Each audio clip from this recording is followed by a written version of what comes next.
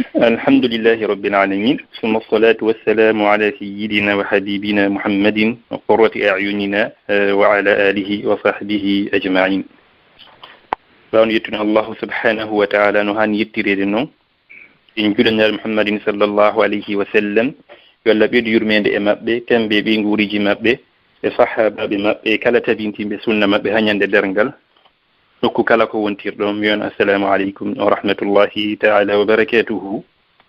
ولا تودون جام الحمد لله رب العالمين من جام ونحن عندي رنون سامدي جدين فو أولور دوري حدتي مع القرآن كو إميسيون من فين دي نوو ميمي نوو بردي دين إجانغو غول ها هنجو قرآن دي دفتر الله سبحانه وتعالى تدوندي دفتر دي الله سبوري أنبا مكو بين دفتر دي وتدبنير دين لا دون e deftere kadi nde o teddinirta kala teddinɗo fi mayre. Donc hande ɗen invité ɗo tedduɓe ɗiɗo teddirɓe qur'ana ɗum ko oustad Tahir oustad Tahir ko ustaji ɓe ɓen andaɓe moƴƴa noon pari ɗo ɓe arino ka radio men ɗo alhamdulillahi koɓe teddirɓe qur'ana ɓe expliqué ni en ko honno ɓe hunjori ko honno ɓe gerdi o qur'ana. Hande noon ko ɓe ardi ɗo ko en tant que qualité responsable pédagogique jande men nden pari ɗo. Donc assalamu alaikum Oustaz Tahir ko sadi mon ko toli. Wa alaikum assalam wa rahmatullahi wa barakatuh. Haray na hiwri ko ma hiwre bagadi kala wonde jentitade kala nokko ka woni ka hoore leydi ɗo. Torki Allah ya Allah waɗo yimɓe alquran yiɗoɓe alquran jokkondirɓe alquran ha ñande Allah ƴettiti en alquran kala wona ko defana en sabu ko naade en aljanna. Amin barakallahu fikum. E kadi invité men ɗimmo on ko Oustaz Abdourahim Sow makete ɓe jam juri fi kala wiɗake makete ɗum kono ko ɗon yimɓe ɓuri ɓe andirde moƴƴa alhamdulillahi ko usaji ɓe min newiɓe usaji men hunjiɓe qur'ana alhamdulillahi rabbil alamin ko welo welo moƴƴa e kadi kamɓe woni salliɓe men ɓen kadduɗal donc ko usaji ɓe men tedduɓe assalamu aleykum oustaz Abdourahim Sow. Wa aleykum salam wa rahmatullah Cheikh Ahmed. Ko saɗi mon ko towli. نعم مرحبا اوكي الحمد لله رب العالمين يتي الله متر كما الله الله بيدانgi on wawgo kanko deftere makko nden o kay kadi arsike huutorgol ko won en kadi jangude kon inchallah. Amin amin. Donc ɗo en ala tardugol few par ce que ɓe tedduɓe men ɗo ɗiɗo wonɓe invité ɓe men ɗo ɗiɗo ko parcours ji timmuɗi ka qur'ana parcours ji labaɗi parcours ji findinoji ɓerɗe ɓe fof ɓe rewino ɗo ɓe yewti en ko onno ɓe hunjori. Hande noon hiɗen tout de suite lan fewtude Oustaz Tahir no innirɗen noon kamɓe woni responsable pédagogique men on kadduɗal. Donc Oustaz Tahir ɓe présentana en ɗo hande duɗal men ngal ɓe présentana en kadi ko programme honɗum wona jannede ɓe présentana en en même temps jannoɓe ɓen ɓe présentana en ɗo kadi janngoɓe ɓen e en quelque sorte. Assalamu aleykum Oustaz Tahir. Wa aleykum salam wa rahmatullahi wa barakatuh. Allez bismillah Oustaz. Yani haray ko adi kon fof haray ko weltanagol ɗon e golle kon ɗon wadde o radio ɗo kon toroɗen Allah yo Allah naruɗo yeeso waɗa e barki e effort ji kon ɗon wadde kon waɗa kadi ko nafata julɓe ɓen julɓe fof nafitorde wona kadi hunde ko moɓata en e ko hoore Allah yiɗi yarli ko woni deftere makko nen e sunna nulaaɗo Muhammad sallllahu alayhi wa sallam. Si ɓaaw ɗum noon feƴƴi haray komin landa kon ko présidente won seeɗa duɗal men ngal golle ɗen kono waɗe toon kon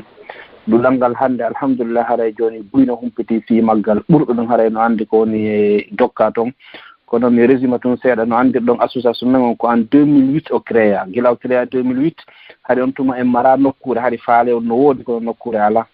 ko 2011 heɓuɗen nokkure ɓen nokkure ɗon kadi fewno ko fuɗɗano mi fuɗɗora ɗum fi famagol no janngol ngol no fuɗɗora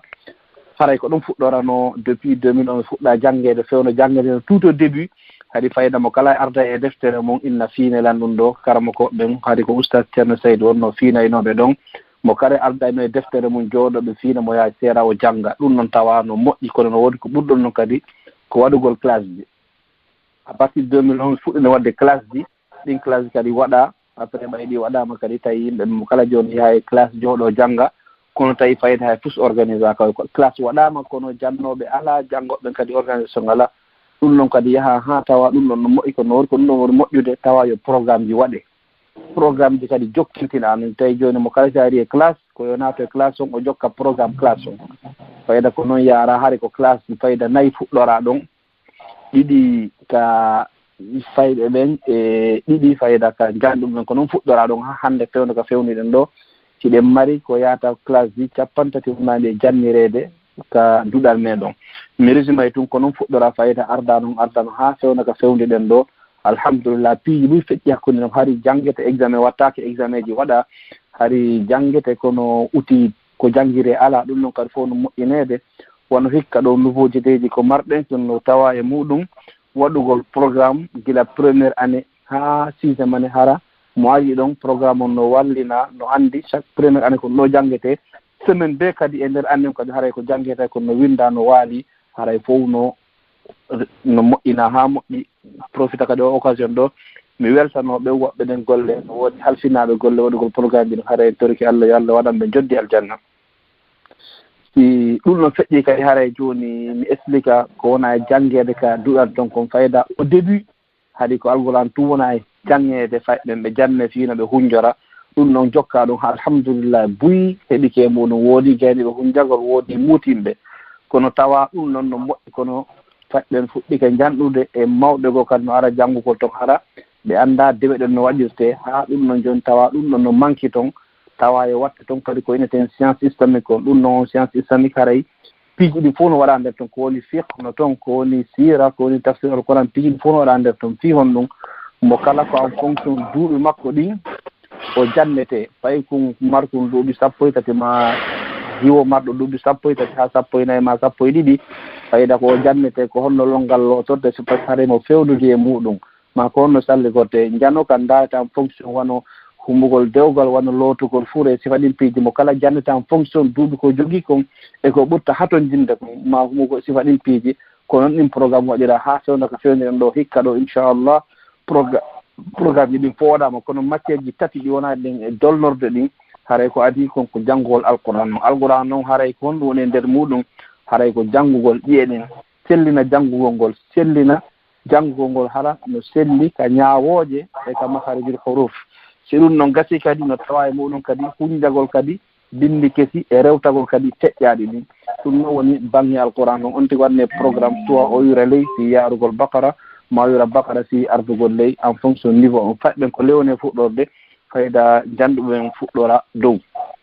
si ɗum noon gasi hiɗen mari kadi e matiére ji ɗin kadi ko innete science islamique on science islamique ko woni e nder muɗum ko mi yeytoɗen noon haray ko wano fiqh ko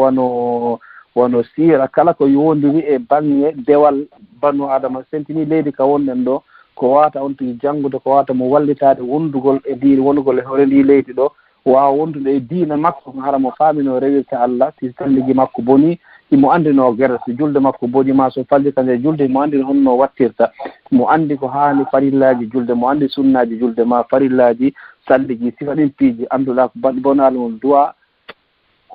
faamude ɗi fiyo wawa gollitirde fiyo wawa jokko diina makko no haanire noon tata ɓur ɗum kadi ko langue arabe on ko janngol arabe on fi honno arabe on naada toon par ce que en taw diina men kan Allah décidi koye langue arabe alquran on jippina donc fof koye arabe waɗa donc fi on tigi waw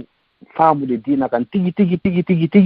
il faut jannga haala kan ko ɗum waɗa joni gila ɗi duuɓi ɗo fof no etede kono hikka kadi programme kadi waɗama ɓurɗo yeɗɗude fi yo yimɓeɓe wawa faamude ɗum tigi tati to haray ko wona janngede ka duɗal ɗo gila ngal fuɗɗa ko fewno ɗo joni ni programme ɗin fayida ko macce ɗin tati wona e dolnorede haray ko alquran on fi hunjoto ɓen sellina ko ɓe janggata kon jangga tajwi ɗon kadi ñawoje ɗon fof watta ɗon kadi ko yoni science islamique kala ko yowodiri e baŋnge diina on matiére ko yowdiri e mum kon fof tata ɓum ɗum ko langue arabe on ko ɗin matiére ɗum woni tati wona e janngede joni haray janggoɓen toon fewno ɗo somi ƴetti exemple rowani on hayɗen mari ko yaata plus de 600 windiɓe toon yimɓe 1,600 windiɓe toon janngoɓe samedi et dimanche soit on tigi ara e samedi on ma wara e dimanche on mo ari e samedi ko 10 heures bindo fuɗɗoto jannga ɗon ha 14 heures mo ari e dimanche on kadi ko 10 heures bindo fuɗɗoto ha 14 heures dimanche on après midi no woodi jannduɗo kadi aroɓe fuɗɗotoɓe 14 heures ha 18 heures fewndo ɗo ko ɗin partie ji ɗo wona e janngede ka duɗal ɗon hikka kadi ko noon wona e janngirede balɗe hedditiɗɗe mbayi fof na nokkunkoto hoɗi harayde metti fi pour l'instant ko noon wona e gollirede haray kadi jannoɓe ɓe marɗen men alhamdulillah eɗen mari toon jannoɓe buy ko adi kon fof kadi mi profite occasion ɗo kadi mi weltanoɓe mi du'anoɓe mi toro Allah yo Allah yoɓuɓe ko effort ji ɓe ɗigila duuɓi ɗo fof so yi ngadduɗo hannde no hewti no hewti ɗo wallahi ko wakkilo jannoɓe so mari classe ko wiyata classe 50 classe ɓeeɗa mari jannowo mo waɗa nder ton akkita golle mum fof samedi ma dimanche ara ɗon duuɓol ngol fof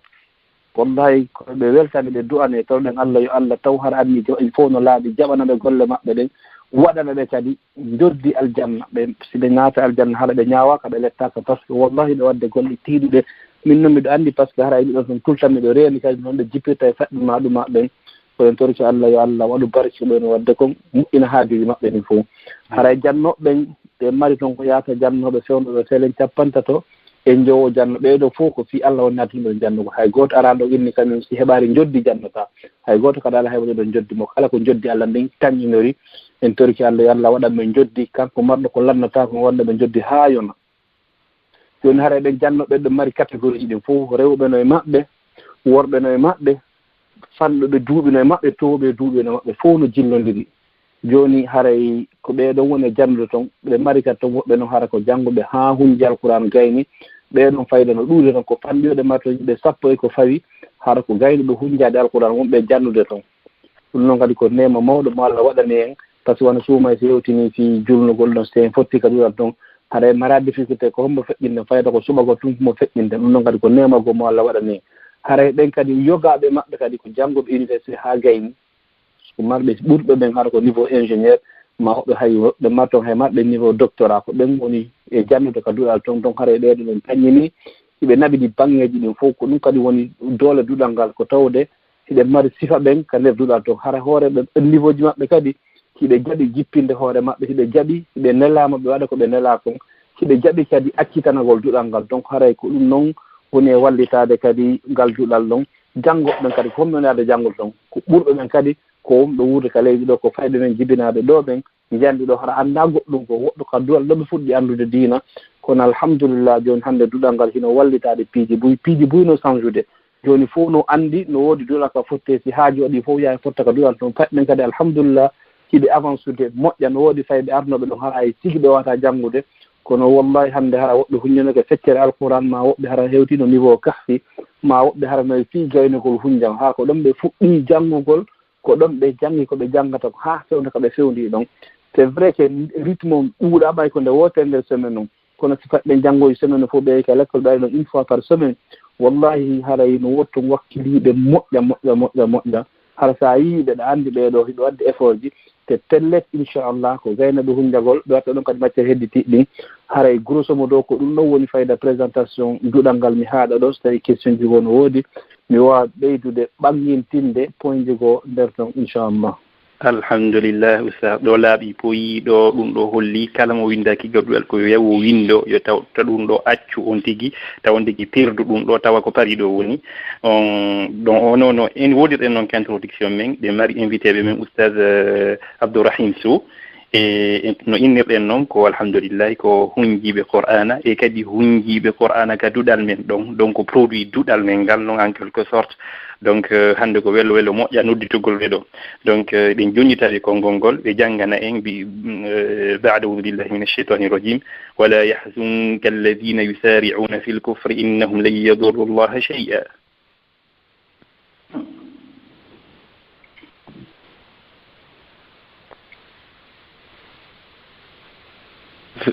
السلام عليكم. أعوذ بالله من الشيطان الرجيم. بسم الله الرحمن الرحيم. ولا يحزنك الذين يسارعون في الكفر إنهم لن يضروا الله شيئا يريد الله ألا يجعل لهم حظا في الآخرة ولهم عذاب عظيم. إن الذين اشتروا الكفر بالإيمان لن يضروا الله شيئا ولهم عذاب أليم. ولا يحسبن الذين كفروا أنما نملي لهم خير لأنفسهم إنما نملي لهم ليزدادوا إثما ولهم عذاب مهين ما كان الله ليذر المؤمنين على ما أنتم عليه حتى يميز الخبيث من الطيب وما كان الله ليطلعكم على الغيب ولكن الله يجتبي من رسله من يشاء فآمنوا بالله ورسله وإن تؤمنوا وتتقوا فلكم أجر عظيم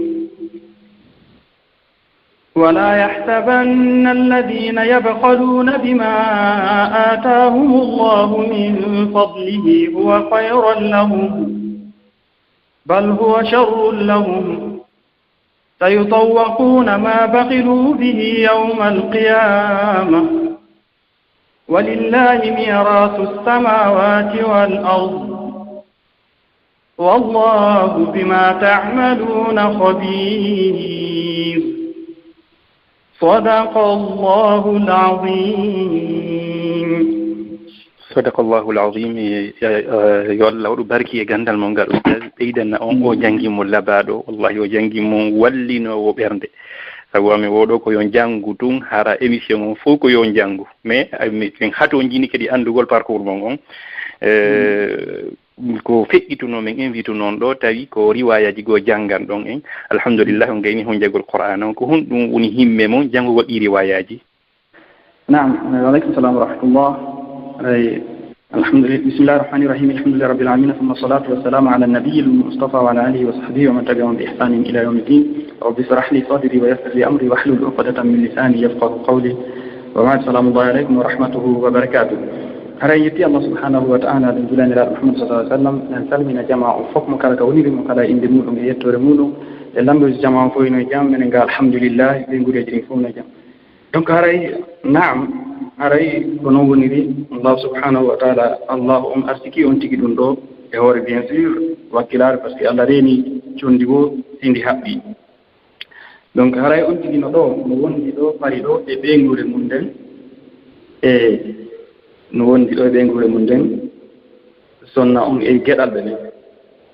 ko hore dum don on tigi habbiti e technique wakilagol fi hunjagol Qur'an on mari do e ngal dudam men do e ARFGF haray alhamdulillah Allah ni dum don yo Allah subhanahu wa ta'ala dambe ko wete kon arriya yingo e mudum o kay baraji ko e mudum o ka on tigi e taga huto ko woni e mudum ko haray bay Allah hawrindini on tigi o ustaz jomen kamen ka dudal men to gal dudal do woni sabu jawle yimbe teddude ko be itti be wakkili be hebani en di nokkuji sino jangiren ha on tigi new Allah newnani on tigi hunjagol dum do newnani wobbe go kadi ton wombe hunjade di baraji do fop hewto yaybe kala kabe woni harayno min ko bay alhamdulillah on tigi hunji ke juude ustaz Shuaib o ndari o waaji men e nder muɗum wonde makadi meɗen waawi kontinde fi ɗi riwayaji ɗo o ndaari ɓay o yewti fi mum men tawi mo newi minen kadi min rerdi ɓeydugol ɓay gandal naa ko lannata min rerdi ɓeydugol ɗum o addani men deftere ko tawata riwayaji ɗin il faut majji hiɗi mofti e deftere nden wotere Chatibiya min fuɗɗi ɗon enno tewrugol e muɗum ɓer ko Allah taala noon alhamdulillah noon barki men wakkilino sabu men muɗum jama no woodi toon muutama e muɗum fota alhamdulillah halle a ɓeydu barki kin e gandal ngal e ko waɗi ha men landi on o question ɗo ko huɗɗugol jama on tigi tigi on hunjike Qur'ana on bi riwayati Hafsin kono ɗum ɗo on hattali ɗo kadduɗal ton Qur'ana on hunjike mo Hafsu on ɓeyditude kadi riwayaji goɗɗi goo no jangede ka duɗal ton fi tuyo jama on ɓurtu nafitorgol fi ɓurtugol dayginalngol jama on ko juste en parenthèse mi landor on ko fi honno ɗi riwayaji donc hilan fewtude oustad Tahir. Assalamu alaikum oustad Tahir. Aleykum salam wa rahmatullahi wa barakatuh. Alhamdulillahi rabbil alamin. Suivi mon do wadde do résultat on yiike so yiibe oustad Abdourahim no janga do dum do ko welo tawa dum do kam men dudal men don o yalti ko dudal men don hunji Qur'ana dum do ko welo wonande on e wonande kadi kala ittudo jawdi mum fi yen hebunde no kure e welo kadi wonande kala wondo jentagol oustad Abdourahim. Donc joni mi lando on oustad ko hon woni méthode de suivi wondo wadde mise en place fi yo Qur'an yo jangire ko méthode personnalisée ka ko honno wondo girdirgol dum do. Ko adi ko haray juste ko duwanagol oustad Abdourahim yo Allah o barke gandal mabbe ngal effort ji mabbe din fof andina kadi ɓeɗo hiɓe jannude ton kono hiɓe jangude ton kono ko jannoɓe ton ka dudal ngal fayda gueɗengal fuɗɗi donc na janngugol tum ɓe jokki ton ko janngugol e jannogol fof ɓe wadde ɗum ton haren torki Allah yo Allah ɓeydanɓe gandal maɓɓe ngal waɗa annuye on hara ko annuye laaɓol post hara ko Allah tun mari ton geɓal goɗɗo ko mara ton geɓal haray fi suivi mo wonni wadde ka dudal ɗon haray no woodi ɓe mari suivi généralisé ko ɗum woni waɗugol classe ji ɗin créé classe ji mo kala yaa en fonction classe niveau mum on ɗum noon no ka duɗal ton kono e hoore ɗum kadi so yii toon woɓɓe marɓe capacité avance kol moƴƴa haray ɓeeɗon ko ɓuri ton e wattude ɓe karama kojo oɗon jokka ɓe suiva ɓe joga ɓe ɗon fayda jogoɓe jungo teeta ɓe ɗon haa ɓe hewta law ka ɓe dowa hewtude ɗon par ce que no woodi woɓɓe Allah no tagi en fof kono fonna woɓɓe janngay haa cuhunjo woɓɓe janngay seeɗa tuhunjo mo kala e capacité ko Allah waɗani ɗum jooni noon simin tawi ɗen yii toon woɓɓe hara ɓeɗon hiɗen anndi ɓeeɗo ko gaynooɓe ɓe yewtete ɓe expliqué ɓe faamine ɓe waawi janngude avant ka moƴƴa ɓe wattide e karama kojo oɗon suiva ɓe wallitooɓe haa ɓe hewta ko ɓe dowa hedon ko un exemple ɗon marɗon ɗo e won oustad Abdourahim kamɓe ko oustad Cheyb suivi ɓe torki Allah yo Allah waɗanɓe fof joddi aljanna e effort ji maɓɓe yimɓe ɗi haray ko noon ɓe woni e gadde ka duɗal ɗo sen ndaari toon ɓe mbar toon classe unitaire ɗo classe d' excellence on classe ɗon ko waɗaɓe toon men ko fayɓe arɓe toon janngugol ɓe anndi classe ɓe so heyi a tawa toon ɗamari toon gooto ma ɗiɗo hara ɓe faamay moƴƴa piiji ɓe yaawa e faamude ɓen ɗon min ƴettee ɗum min waɗa ɓe sera min waɗa ɓe classe gooto min waɗa toon jannooɓe ɗiɗo ma tato ko suiva ɓe fiijo ɓe o avance ude moƴƴa par ce que ɓen si ɓe wondi e ɗiya classe ɓe tarday donc ko noon min gerdata ɗon maɓɓe capacité ji moƴƴa ɗin fof min wallitooɓe min suiva ɓe hara ɓe mari ko suiva ɓe janngay ka duɗal ɓe janngay kadi ka téléphone ji pangeji fof no woodi ko ɗum hedditiɓe ɓen kadi haray no woodi méthode suivi généralisé on et suivi personnalisé on ko ɗum ɗon ɗi min jillindiri fi waawide résultat ji keɗen tañini kadi ɗi duuɓi aji kaɗen haɓe kadi ɓuri yaltuɓe ɗen hara ko hunjiɓe inchallah. Alhamdulillah ɗum ɗo dow holli fruiji mon ɗi batti teetuɗon won ɗon teetirɗe ni jama on ɗum ɗo nafa kan yalti moƴƴa noon tan feccute oustad Abdourahim to. Assalamu aleykum oustad. Wa aleykum salam wa rahmatullah. Wonno makiran en ɗon ɗon nanin ka introduction mon ɗo wondi e ɓengure mon nden ɗo e alhamdulillahi rabbil alamin e geɗalɓe mon ɓen e tawti kadi golleji ko wonɗon gollugol ɗo kon fof fi yo tottugol jonnutugol ɓe haqqeji maɓɓe ɗin e ɗum ɗon haɗali on arugol ka duɗal haɗali on jannugol ka duɗal haɗali on kadi janngugol ka duɗal donc hon ɗum marɗon ko yewton maruɓe fayda situation ji mon ɗin fi ko honno ɓe teetirten ɓeddo ɓe ardira kamɓe kadi ka duɗal ɓe wawa heɓugol nde nafoore nde lannata. Ok, waaleykum salam wa rahmatullah. Haray wona ɗum ɗon ko yewteten musidɓe men tawata ɓe wawali heɓude kutumum on tawtugol en toon innoɓe toujours hara no mari argument ji haray ɗin argument ji ɗon fof Allah subhanahu wa ta'ala on wawataɗi acceptande hay e gooto fi hon ɗum sabu Allah subhanahu wa ta'ala hino yewdi ko laaɓi koye o wenni wa man yuridu thawaba dunya nuttihi minha wa man yurid thawaba al akhirah nuttihi minha tawɗo neɗɗo tawɗo ko engagé faale ma on an ko fi aduna tum ko jonnete aduna tawi noon miɗa faala lahara on kadi o jonnete lahara on ɗon ko adi kon fof ko faale on joni no woodi woɓɓe innoɓe wonde makka duɗal ɗum hino woɗɗi haray ɓe nokkili ɗum ɓenna hino woɗɗi ɓe adda gonganto ɗum min lehilan anndi kadi wonɓe ka duɗal toon janngoɓe toon e jannoɓe toon tawata ɓe iwa e nokku ɓelleteɗo ɓeɗa wonɓe télé wan france gaɓe iwoɓe wana télé durɗan ɗum ɓe waɗa e leere gooto temps minimum hewtugol ka wiyete sallah noon si ɓe ƴetta ɗon kadi train go kadi yahugol ka duɗal jibbo ƴetta kadi bus yaha noon hewtoya ɗon ɓen ino waɗde ɗum ɓe pultaali ɗon woɓɓe noon tawata ino ɓatti ɓuri ɓen ɗon kono hara ɓe gullitade wonde ma innugol ino woɓɓi o wayi ɓaysi ko golle fii aduna on ɓe innano yo ɓe yahu nokku ka ɓe inna yo ɓe yahu ɗo ɓe immoto si ɓe innama 3 heures du matin ɓe immoto on 3 heures du matin ɗon ɓe yaha ça de de woɓɓe kadi innano min ɗo on tino wonde ɓe ngure nden hino satti alhamdulillah na wonde ko contre goɗɗo ko du'anagol mo kala Allah waɗa ɓe ɓerɗe ɗen fewta kono on tigi min tigi ɗon wonde ɓe ngure hannde ɗan mari temps plein ko wiyete kon temps plein nden anndi ko yaltugol e 4 heures du matin yaha golloya arta e 20 heures ça dépend laawol ngol no wayi donc on tigi no mara ɗum ɗon no mari nden ɓe ngure ɗon donc ɗum ɓen sayɓe ɗon ɓe yaha e l'école ɗum ɗon fof ko organisation no organisorɗa o ko noon piiji ɗin jarata et puis hara kadi ma woɓɓe ɗo inna kañum mara situation sa yahi ka duɗal ɗon wallahi a yiya yimɓe ɓe mara situation ça fait no wawɗa ɗon no wawɗa sa yahi ka duɗal a yiyay ɓurɗo ma ɓurɗo on niveau ka wonɗa ɗon a yiyay jaasuɗo kadi on niveau ka wonɗa ɗon siko angal situation a yaha tawa neɗɗo mo wala situation o siko an hiɗa janggi hiɗa fini hiɗa ɗumanɗa an hiɗa janggi ɗa mar diplôme sa yahi ka duɗal ɗon a tawa toon yimɓe marɓe diplôme ji ɓuri ɗin diplôme ji ma ɗon ɓe wattini toon ɓe hugo toon si on ɗum par ce que ɓe faala ko wiyete kon intérêt général faale wallugol communauté o ɗo ɓiɓɓe men ɓe wonaɓe jibinede ga ɓen waɗan acciduɓe ni ɗum e nde guruɓe ɗo ɗum ɗon ko importance moolana ɗo ko innugol yimɓe ɓen yo wakkilo yaha toon kañum kadi kala ko marɗa idée mo marɗa yahu wallitoɗa ta yaw jooɗoɗa e kafewal e wowlugol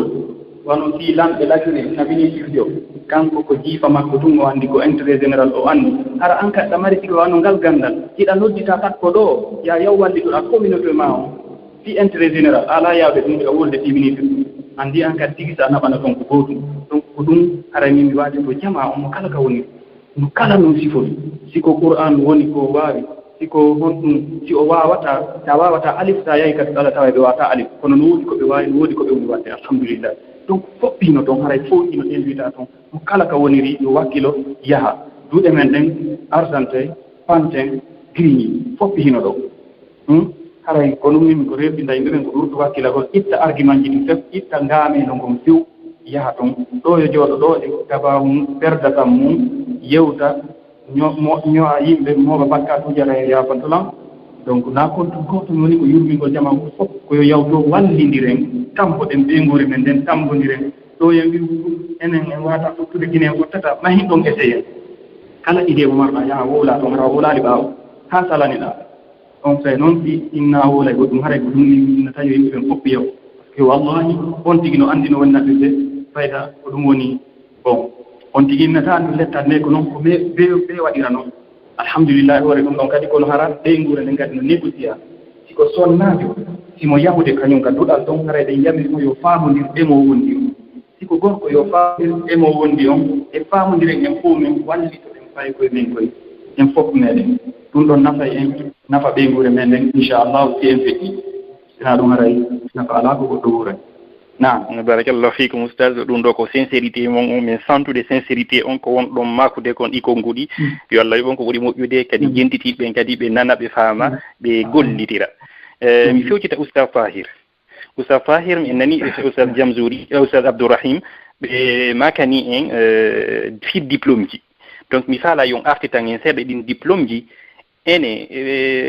duɗal ngal no mari projet makani ni hiɓe waɗude fii ko honno hara on digi no jangorde qur'ana no hunjandide no kellude ka qur'ana ka dina mum e tawti kadi simo mari sattendeji wano ka école makko ma hara o ala famugol ma hara mawɓe ɓen ronku feere fi waɗangol mo cours de soutien hara kamɓe tigi tigi on ɓe ala feere yoɓugol goɗɗo go ara ka galle maɓɓe ma ɓe naɓa mo nokkugo ko jangete fi wallitagol mo gandal makko ngal ka l'école ene duɗal ngal no mari on vision ma no mari on projet fi wallitagol jamma on hewde ɗum noon kadi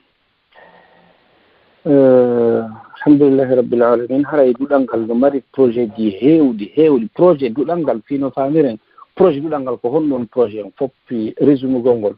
ko vraiment yo taw kala pullo ma julɗo so hewti pari ɗo hara quelque soit probléme makko so hewti ko dulla hara heɓa solution ko ɗum ɗon famare duɗal ngal joni noon ko honno wata wondirde ko waɗugol temji par exemple ɗen mari fayɓe janngoɓe tan wonɓe janngude l'école ɗen anndi pays ka occidentaux ji ka wonɓe ga faɗɓe ko gaɓe jibina ko gaɓe jeeya donc ko leydi ɗo ɓe jeeya malgré ko iwdi maɓɓe ni ko guine ma nokkul go kono hannde famɓe fay mon ɓe janngoto ton ko fayɓe français ɓe à 100% origine maɓɓe noon ko nokku go donc déjà première chose il faut ɓe faamino ɓe naadino hoore koye maɓɓe ko fayɓe leydi ko ɗo ɓe jeeya ko ɗo ɓe jibina donc il faut ɓe réussisa ɗo ɓay ko ɗum Allah waɗi to ɗum noon ko ɗum noon no tawa e projet ji duɗal ngal esikoɓe ɗum no ɓe wakkilo ka l'école ɓe jannga ɓe wona médecin ɓe wona avocat ɓe wona siɓe do naate politique ɓe naata kono haɗa kala ka décidete hara kamɓe kadi ɓe tawa ko décidete toon par ce que ɗum no wata change situation julɓe men ka wonɗen ɗo wonno fi l'école on hiɗe mari projet ko initen soutien scolaire kon ko wallitagol fayi ɓe janngoɓe ka l'école ɓe si ɓe ari ɓe jonnama déjà kiɓe dowa wadde ɓe wata wadde ɗi hara ɓay no gasa woɓɓe mawɓe goo hara ɓe heɓano chance yahgol l'école hayso ɓe faala wallude ɓiɓɓe ɓen ɓe wata ɓe allude par ce que ɓe faama ko winda toon kon ma ɓe mara kadi moyen yoɓugol goɗɗo ɗum noon kadi duɗal ngal no mari projet ko neeɓa hara ko udditugol classe ji kala janngo so ari toon ɓay alhamdulillah ɗe mari ka duɗal toon marɓe diplôme ji façon ji ɗi fof no nder toon donc pay konko o walle o waɗa devoir ji makko ɗin no dowa waɗirde ɗi noon o wallite fii encourage fii o wahbude noddi moƴƴi ka l'école o jannga e école ji moƴƴuɗi o yalta heɓa poste moƴƴo o wawa nafude hoore makko nafa ɓeygode makko nen o nafa julɓe ɓen o nafa dina l'islam are on projet ɗe marimo toon ɗe mari kadi projet kadi waɗa mari ɗo kadi hewtiɗo kesum anda ko honno gerdete wallugol mo no joodara ɗo e hoore saria leydi nin no honno gerdata ha kaydiji makko no réglement ko honno gerdata ha o heɓa golle wallitagol yimɓe ɓe fiiɗo ɓe wonira ɗo ko ineten insertion ko on tigi wawa wonde ɗo wuura ɗo e hoore saria leydi nin e hoore no hanniri noon ɗum no kadi on projet fof no woɗi donc faɓɓen no mana projet fi wallitagol ɓe ne mari kadi projet kadi fi jamɗe ɗum haara projet mo kala no woodi toon haray ko noon woni fandare duɗal ngal inchallah alhamdulillahi rabbil alamin wallahi mi yetti Allah subhanahu wa ta'ala newnal noon tawdede e nde mojobere ngal duɗal ɗo wano sabu hon ɗum yiɗugol yimme jama on yiɓe e jannoɓe tawa fi wallitagol ɓe fayɓe non seulement ka dina non seulement ka Qur'an e tawti wattiti ɗon kadi e jannugol ɓe gande fewndide ɗen ɗum ɗo ko nema ɗum ɗo tagoto accu ɗum ɗo hoore mum mo beyo immo yaha haysi tawi ko soutien scolaire on tun bi isnillah yo haysi ko fuɗɗora ɗum ɗon tun ɗaɓɓa ko wallitomo gadduɗal ɗo pellet o heɓay ko wallitomo ɓayɗe mari no Usta Tahir makirani en ɗon compétence ji ɗin fof hino ɗon no andir onon tan on ko en happanaɗo joni ɗan fewtude oustad Abdourahim Sow o yafoto komin tan kon jam suuɗi ɗengal ngal wotino ɗum ɗon o yafoto ɗan fewtude oustad Abdourahim Sow landoɓe ko honɗum woni konngol maɓɓe sakkitorol ngol aleykum salam ɗaɓaɗe donc hara min konngol a sakkitorol ngol ɗo ko toujours ko ɗum ɗon ko hunde wotere nden ko rerdingol yimɓe ɓen sabu laaɓangol ɓe reedu faalanagol ɓe moƴƴere ko woni e muɗum kon koyen ɓurtu jogondirde moƴƴa ɓurten jogondirde en fof min jonnodiren juuɗe ɗum ɗon waɗi wonon de yahii ka fotte ɗe ɗon donc ittidiren wula toon yewten toon waɗen toon échange ɓurten wowtodirde jogodiren juuɗe inchallah aray inchallah wawa ɗum ala pus ko ronketen en foolay onno wiyete piiji wonɗi e tournude ɗo ɗin e hoore fayɓe men ɓen en foolay en waway ɓe o anndi e ko alaji tawen yewti ɗon ko duɗal ngal faamidiji duɗal ngal fof timmay e heɓen fayɓe hara ko nendiɓe sa naɓɓiniɓe gauche ɓe gayna sa naɓɓiniɓe droite si ɓe gayna haray ko ɗum ɗo woni e konngol sakkitorongol yande haray jama on no noddita d'accord barakallahu fikum oustaz yo Allah newnu jama on fof ɓe faama nanugol e ngol noddaɗo ko nodduɗon ɓe joni Oustaz Tahir mi landito question goto avant mi yon homban en donc e yii ɗum ɗo woni réussite fi labaɗo hono réussite on fuɗɗi taw hayka heɓugol nokkure nden ha alhamdoulillahi tawa ko nokkure men noon kadi ko réussite alhamdoulillahi rabbil alamin tawti réussite kadi programme jonaɗi waɗede ɗi no fayɓe wona janguirede noon e tawti kadi réussite ɓurɗo wonde frappan tawa fayɓe janneteɓe ɓen fayɓe heɓaɓe ɓen ɗo ɓe yiɗi duɗal ngal ha ɓuuri joni neɓata ɓuuri hay jannoɓe ɓen donc noon kadi ko réussite alhamdoulillahi rabbil alamin joni no mi landon oustaz mais harati ɓen inni yo résumé an non seulement ko honɗum woni réussite duɗal ngal fayda réussite duɗal ngal andi hunde ko watte kon fof fay kuma neɗɗo fof so tawi ko watta kon ko Allah ɗaɓɓete nder toon kono yo ko ete hara ko watta kon harɗa heɓude welore e muɗum fay kuma sa fortimo yo juulu o juulaajo ɓe haremo huluma ma sa so juulaaɗo piiji ko heɓataɗe kono sa yetike ha yiɗi juulde nden kala ko yeyti waktu yoni yo juulay donc philosophie duɗal ngal ko honɗum koyo ete hala kala arɗo ɗon hala so wi ɗon samedi ma dimanche himo hawji yo dimanche yon fiyo artu par ce que heɓay to welo heɓay nafoore c'est à dire ko jillidirgol nafa kan e wele ngon ko ɗum wata wadde hara si duɗal ngal woni saɗa ko waɗugol famille ka duɗal harki fof fotti toon hara fof no weldi fof no iwiri fof no weltomirani si ɗum ɗon heeɓi ke giggol ngal waɗama ɗon Allah waɗa barki hoore ko luttigol piiji ɗi yahata yeeso haray ko ɗum ɗon jannoɓe siyama toon si hewtama ka yewtugol so ndaari réunion jiɗi mo kala wolay ko miiji kon woɓɓe ala hay goto accaɗo toon si ko goɗɗo waɗi ko hana wadde o yeetete kono fof no andi na mone goɗɗo wona kono yaara yeeso donc ɗon si yaltama ɗon a sikka kadi ko ɓeɗo wonno yeddinde ka réunion par ce que ko haare kadi kono dari sa yalti kadi wonno ka courji ni a yii jannoɓeɓen e janggoɓeɓen wonde a sernidirta ko hombo woni jannowo e hemmono jannoɓe par ce que fof no weldi donc réussite o min si nam résumé fayda ko ɗon ko heɓugol welor yawgol tonngol hara naaya forsito hara saguma naayo accito si l'école fermé ɗo haray fof no wuɗa luɗal ngal par ce que haray buy a yidata e maɓɓe donc sinnama réussite on ko wawgol ñeñ koye ƴetto ɗum ɗo ñiiɓa duumo hara kala yewɗo nde wotere hayso na miidagol luttugol toon o ara e yinno continue par ce que heɓay toon welolo heɓa nafoore haray ko ɗum ɗo woni résumé fayda ko ɗum woni philosophie ɗuɗal ngal ko ɗum ɗon faalɗen kadi yo continue hara arɗo toon wo sabu makko yo luttu toon toon haray ko ɗum ɗon woni ɗum no siɗi hara résumé ko hedditi ko kadi ko sacrifice wonɓe toon ɓen kadi wakkilare jannoɓe ɓen ko accitanagol piiji ɗin fof ɗum ɗon kano tawa ko walliti par ce que wallahi jannoɓe hiɓe wakkili hay ɓe jonni kadi hay numéro téléphone ɗi maɓɓe ɗin janngoɓe ɓen ɓe yiɗni kiikiɗe en fof kala ko heɓe ɗon probléme ko janggete ko noddeme men expliqué yon ɗon anndi ɗum ɗon kadi ko sacrifice jan hiɗen anndi kadi ɓittare wonde ka leydi ɗo nde hay ɗum tawa kadi ko walliti tan kon et puis kadi wonɓe toon ɓen fof mo kala no étibere ko heɓata feere kon lootoɓe no lootude fittoɓe no fittude defoɓe no defude jannoɓe no jannude ko kala no wadde ko haani wadde ko no haɓɓiti so waɗali ala goɗɗo goo ko waɗa ɗum ɗon fof no tawa e ko waɗi haa duɗal ngal woni famille gooto yo Allah newnango ɗum ɗo continue haa en fof mooɓe naadata aljanna inchallah amin amin ya rabbi o yo Allah jaabindu amo o famille wonɗa ko wona ɗo créede ɗo yo Allah tabinti famille ji ɗin pottintina cheytane ɓerɗe ɗen tawa golle ɗen ko haalisa lillahi wona waɗirede kadi tummidiren aljannaji ɓurɗi towude enen annabaɓe makko e yimɓe tedduɓe yo teddiniri kadi qur'ana donc cheikh tahir me lando on ko woni konngol mo sakkitorongol haray komi wolata konngol an sakki haray vraiment ko conseil gol hoore an conseil enen wonɓe ɗo ɓen fof jentitiiɓe e nantaweɓe ɗum ɗo haray hiɗen woni e leydi ko inneten hino satti hamayi ɓen anndi wonɓe occident no anndi leydi no satti tan hino ɓitti piji ɗi fof no ɓitti kono e hoore ɗum ko ɓitti ko fof wallahi Allah no waɗane solution o premier ni fof kala faalaɗo heɓude ɓurtu aduna il faut jokkondire alquran ɗum noon wonɓe mumɓe hino anndi wallahi alquran si on tigi wawi hidude alquran ara nen o jokkodira e mayre o jangga e mayre wallahi aduna o newantomo haa sikka Allah ko addum ayniti on tigi janggata fii ɗum noon kono alqurana ko bénéfice ɗum perte ala e alquran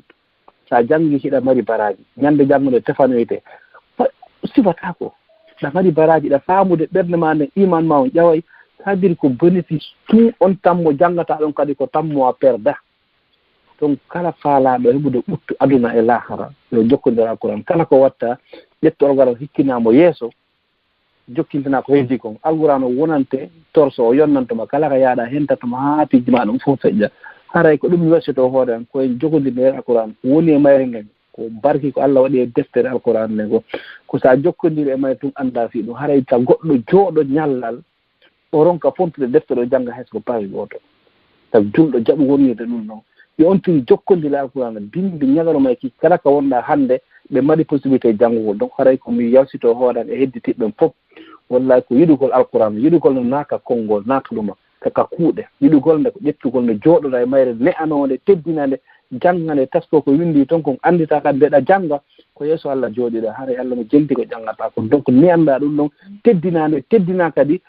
wonɓe jannudema ɓen ɗum noon sa waɗi ɗum no fof Allah wallita waɗnama barke ko watta ko jannganoɗa nde buyi Allah hokkode seeɗa yangoɗa kadi boy hokkode seeɗa beru ko waɗi seeɗa ɗon ko wannama barke e muɗum haray ko ɗon westoto yimɓe nan ɗo satte ndeji ɗin fayda solution o fof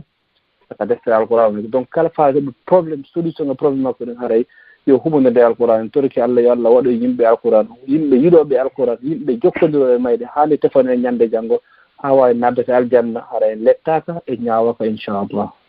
amin wallahi ko welo welo moƴƴa noon hannde hirde mon ngen ɗo oustage en ka sakkitugol ɗo ka résumegol ɗo e yii ngalduɗal men pari ɗo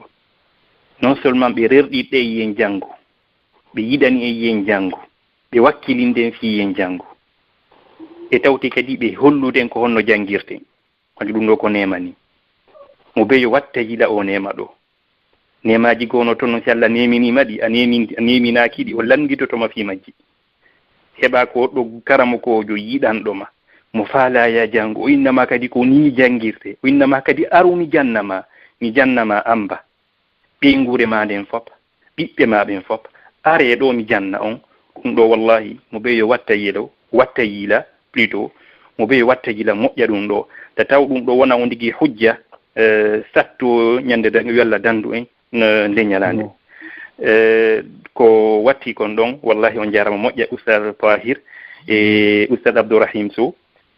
sabu senagol mon sabu ɓanginalngol men sabu jalbinalngol men hannde e weltingol men kadi nde hirde mon ɗo hannde on jarama moƴƴa yo Allah yoɓ wonko ɓuuri moƴƴude e oustad ko joddi ɓurdi moƴƴude e joddi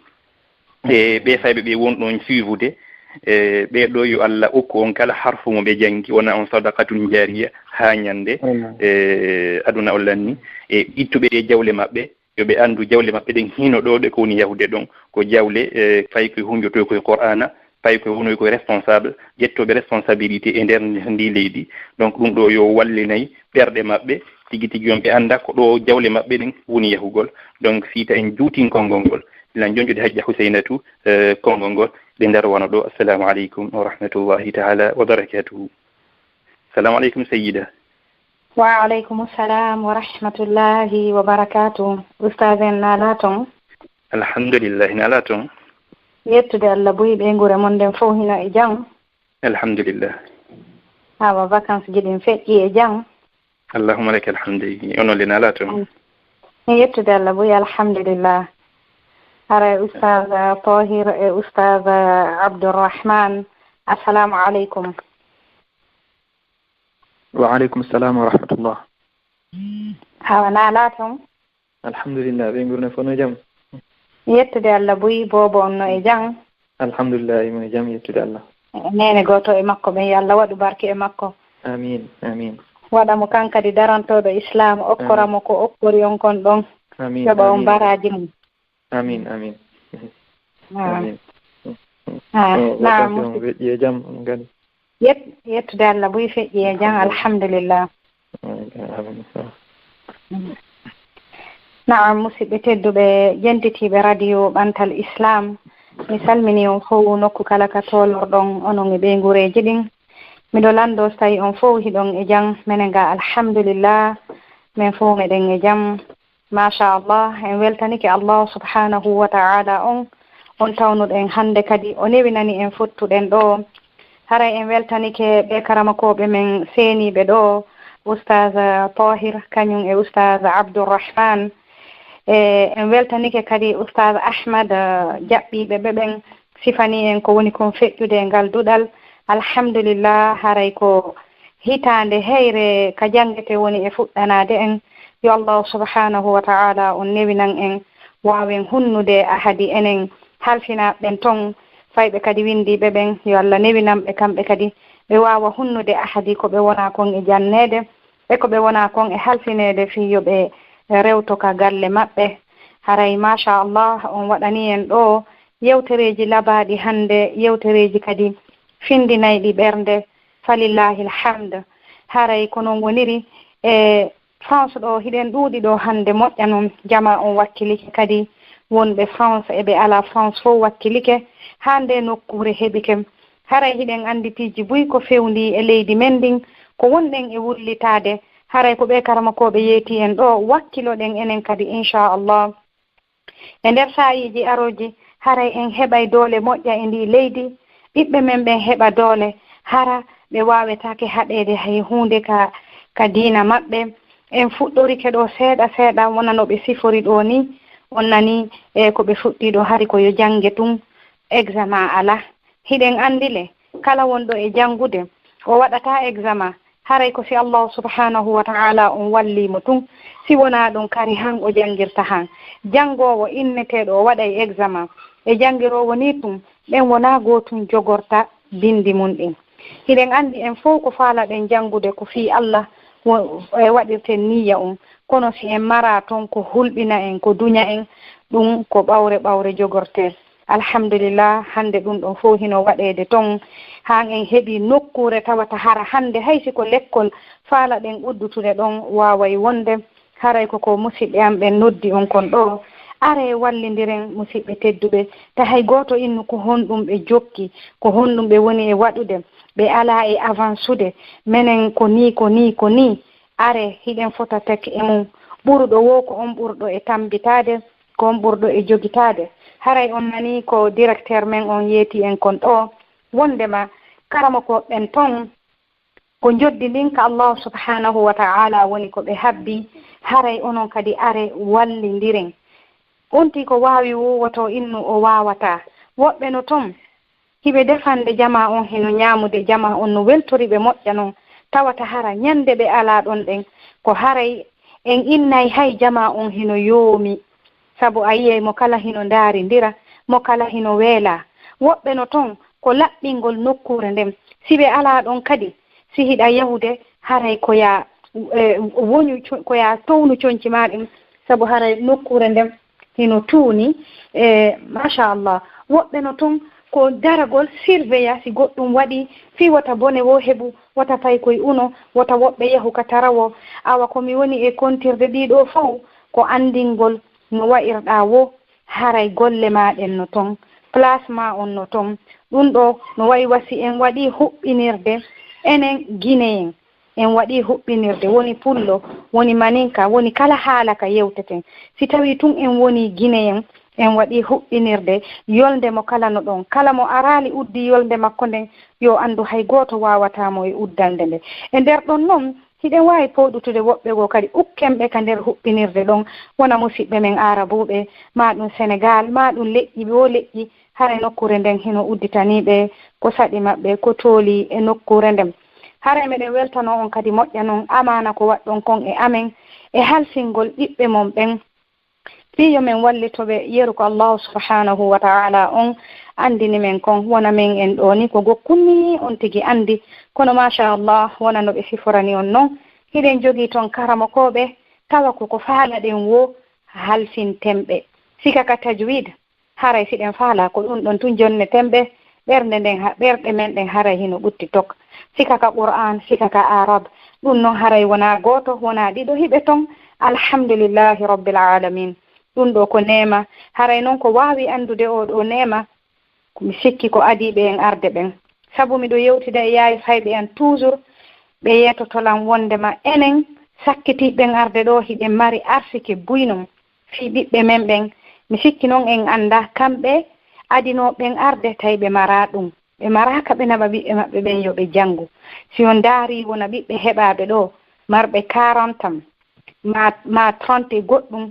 ɓen si wonamo Allahu on suɓi no ɓe andiri noon diina kan ma no ɓe jogori noon diina kan ɓe wa'a wa ɓiɓɓe men marɓe hande 20 ans ma 18 ans ma han leyton ɗen ko fi on ɗum sabu woodi no mawɓe men arɓe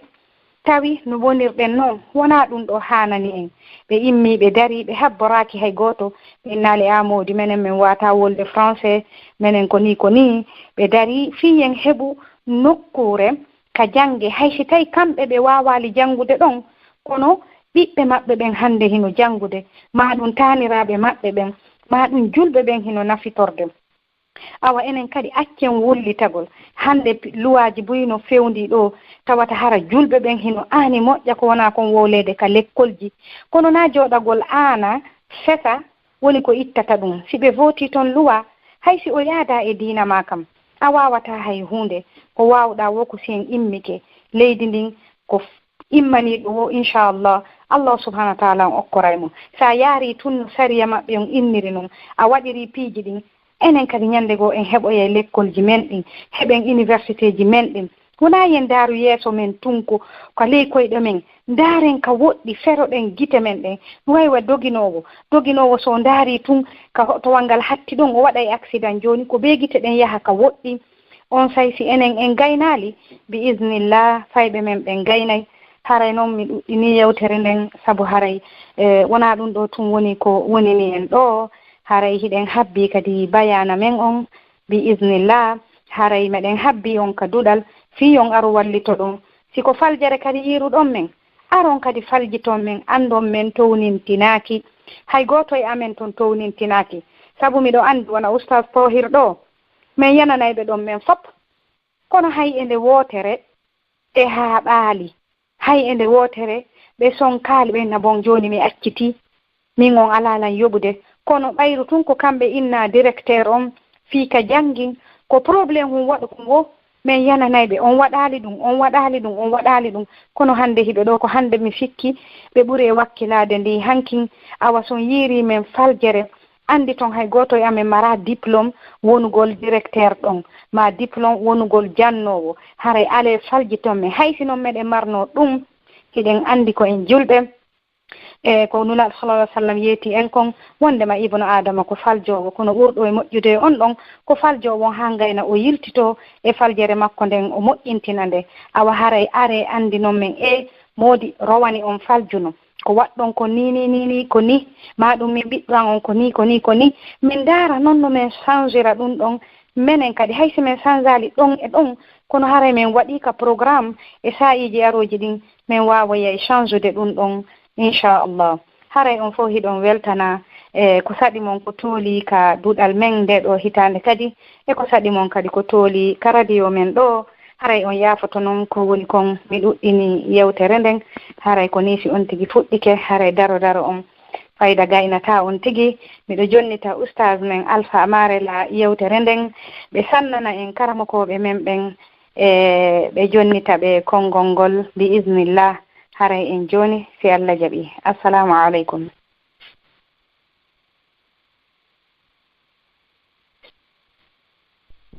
Radio Bantal Islam, radio ɓantayɗo en ɓantida en e diina meɗen kan, radio mo hino yaltina en e niwre e majjere ma fayi.